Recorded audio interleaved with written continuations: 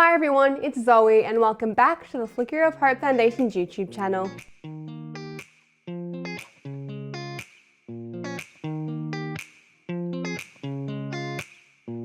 Okay, so today I have a very special guest with me. It's the man, the myth, the Macedonian marvel. Peter Daicos. Thank you, Zoe. That's a few M's in that, so... Yeah, alliteration. Yes, no, very good, yeah. A little bit original too, so no, it's nice to be here. Thank you for the introduction. Well, thank you for joining me today. Yes. And now you're a Flicker of Hope ambassador. Yes. Can you tell us a little bit about that? Like, how did you hear about us? Well, we were told through a family friend of ours who asked us if we could help and be involved. And it's been the norm throughout my life in football. Football's a great vehicle for pushing out a lot of messages and for involvement. And in this case, it was a family member that spoke to my wife, Colleen, and we thought it'd be a nice thing to support and help. And without knowing a lot about it initially, we were naturally given a bit of a rundown on what it was all about. And we felt it was a good cause and something, we could help with. Initially, we always felt it was going to be a one-off. So we're going back to 2019. It's been 6 long years.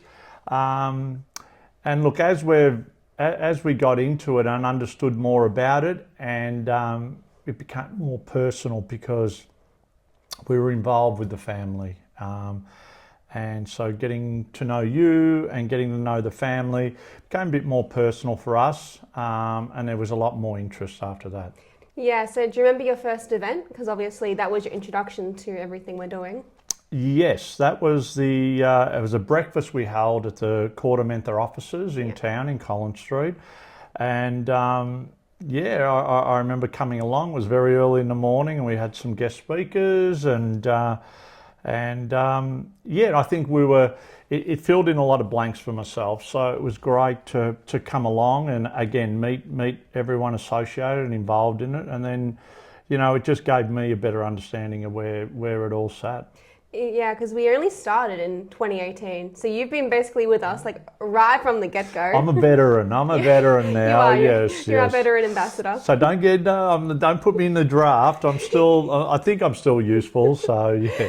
And your boys are also involved. Yes, and the boys are, and I think it's a really good thing because it gives you a balance. I think.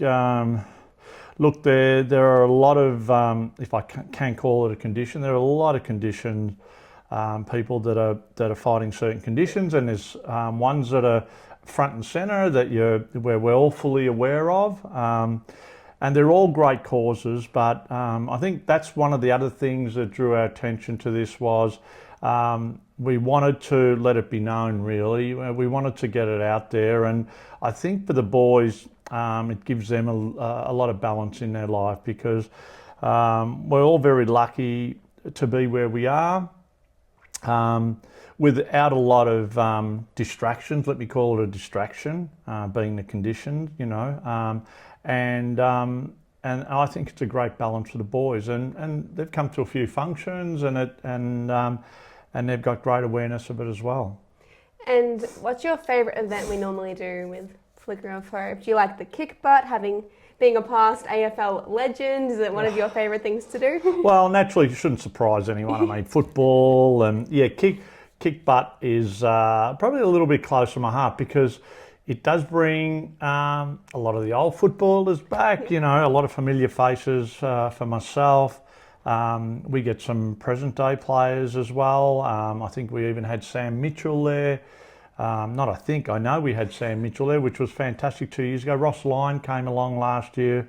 We had Gary Lyon, one of the commentators and former players that was there. So there's a great cross mix of people that are supporting it.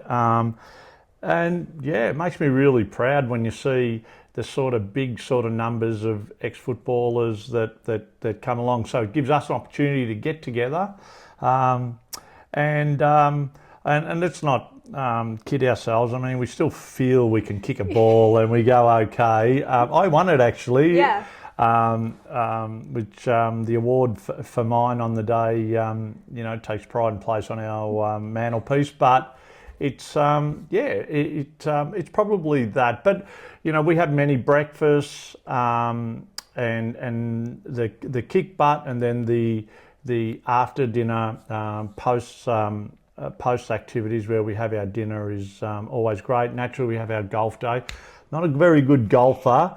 I do come at the end of the golf day because I'd probably spend more of my time trying to find my golf balls. But so I think I'm best served just coming along and patronising that side of it and hosting our post golf game.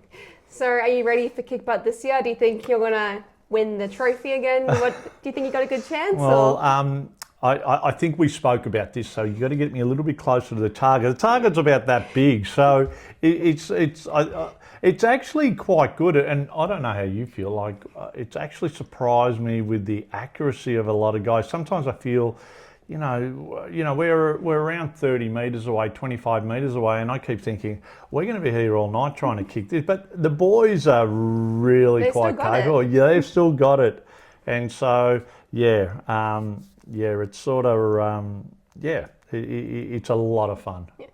And in your opinion, what do you think makes Flicker of Hope stand out against some of the other charities and stuff? Well, I think clearly, I think one of the things is that, it was something that I wasn't aware of. I think one of the standouts too is you've got a very big football following, which is really, really good. Even on the day that we have our kick butt, we get a lot of supporters come along, and the players are always fantastic with their time and signing autographs. So I think one of the things is, and again, it's that awareness. I think it's just sort of, for me, understanding.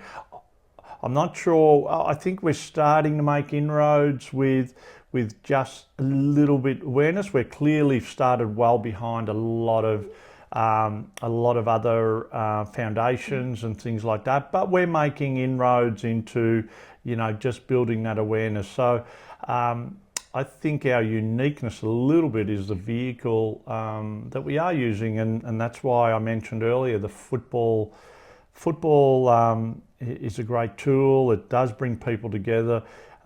Good times, and for some people that are probably doing it a little bit hard, and I think that's the beauty overall of our game. Yeah, and how would you recommend Flicker of Hope to people out there who are looking to support a charity? Look, have a look. There's some information now out there on neurofibromatosis, which is a condition. And I've even noticed in the past 5 or 6 years, with each passing month and 6 monthly, 12 monthly terms, I mean, there's more information that's coming out into the domain, which is really, really good. But I'd love people to acquaint themselves with what it is. I know there are a lot of conditions out there, but this one for us is clearly special because we're directly involved. But I'd love to think that people, might want to have a look at it, and if you can help in any way, that would be fantastic, because it's for a non-for-profit. Yeah. So no one gets a dollar out of it. Nope. Any dollars that are earned goes directly back into research, and we've made tremendous inroads of where we were 6 years ago to where we are today. A lot of money being raised, I think in excess of $2 million. And you've probably got the numbers there. Zoe and the family of accountants. But everything is guaranteed. Not $1 is asked by the players. Anyone that's involved, it's all time that's given, and every dollar goes to much needed research. Yeah, so it's really amazing having Yeah. you think of it that way. Yes. And now you were also on I'm a Celebrity last year in 2024, supporting Flicker Did you of vote? Hope. Did you Yes, vote? Yes, I did. and I hope everyone. I had a few voters out there too. Yeah. Yes. So what was that like? Like, were you just like bored out of your brain when you were in the camp, or like what was the whole rundown like? Was it done up for TV purposes, or was it all like what you saw on TV was what you actually got? Okay. Well, this is probably the most extensive interview I'm going to have in relation to I'm a Celebrity, but I can tell you yes to all of those things. The most boring thing I've ever done in my life. I think it serves a purpose to put you in that sort of environment or conditions and situations. So no food. I mean, what you've seen, and I think a lot of people felt that when cameras were off, we were in some 5-star comfort at the end of the night. No, we're in those hammocks, if I could call them that, makeshift beds. There were no mattresses. It was just a canvas. You had a pillow, you had insects all over you, you had to sort of have repellent on at all times. They had snipers in trees protecting you. They had cameras continually on you, looking for slip-ups, because that's what it's all about. So you have to keep your wits about you for 24/7. Even when you're sleeping, you're being monitored and being taped. So the food rationings were very low. Cold running water. When I say cold, freezing. So there's no hot running water or fires going to heat up water.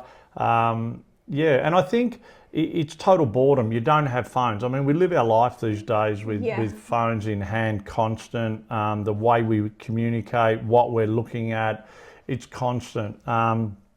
So it taught me a lot. I was in the jungle. I was a week there before we actually went in on set. But again, we were secluded, didn't know who else was on the show. It was all basically, that first night is when they unveiled who's on, and that's the first time we get to see who's there. So you had no phones, no communication, no pen and paper to ride. You allow one item to take in, which, surprise, surprise, I took a footy. The two things you do have, I think you settle into the conditions, and it took me around 3 days to realise this is all it is. I've got to make the most of what it is, and the two things you really do have is your own thoughts, and the other people to work off, the other cast, if I can call them cast members, but the other people that were also part of the show / experiment, whatever you'd like to call it. So, did I hate it? Yes. Would I do it again? No. Was it a great experience? One of the best. Aside from when my kids were born, I think it taught me we can do without a lot of things and get by without a lot of things, including food. But it was something that, definitely I have a connection now to the people who are on there, and it's something that I think will stay with me as well. Yeah, well, you did absolutely amazing when we got to watch it, and Thank obviously you being on the show supporting Flicker of Hope, we got so many new messages from people like saying, "Oh, I've never heard of this charity. I've got neurofibromatosis, so I know someone." Yes. Yeah, so we actually got so much more, many more followers and donations and just messages of people being like, I found out about you when I'm a Celebrity.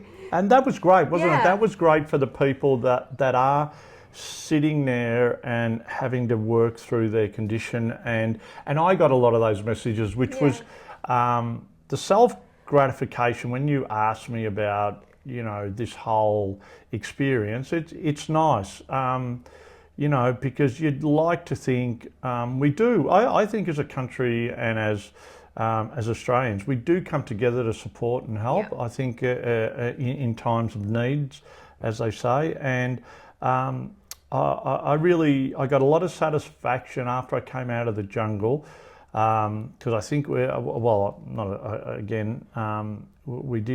they did make a donation to our charity, and our foundation, and then I think it's more the awareness that it brought. I think the awareness by way of the people that are battling a bit. I want them to know that they're not out there on their own, and that's what really, aside from what we do with raising money and research, it's just building awareness, and we want to let a lot of the people that are out there having to combat the condition and trying to get themselves better, that we're working on it. Yeah, well, definitely. Well, thank you so much for joining me today and doing an interview with me and supporting Flicker of Hope. No, thank you so much, Zoe. No, it's a pleasure to be here, and to everyone out there, take a look at the site. We'd love you to have a look, and it just brings more awareness,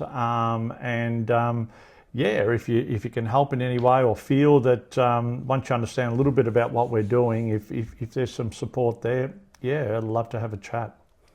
Okay, thank you so much for watching today's video. I really hope you enjoyed it.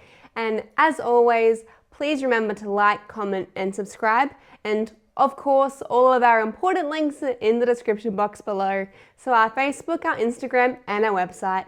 Thank you for watching, and I'll see you next time.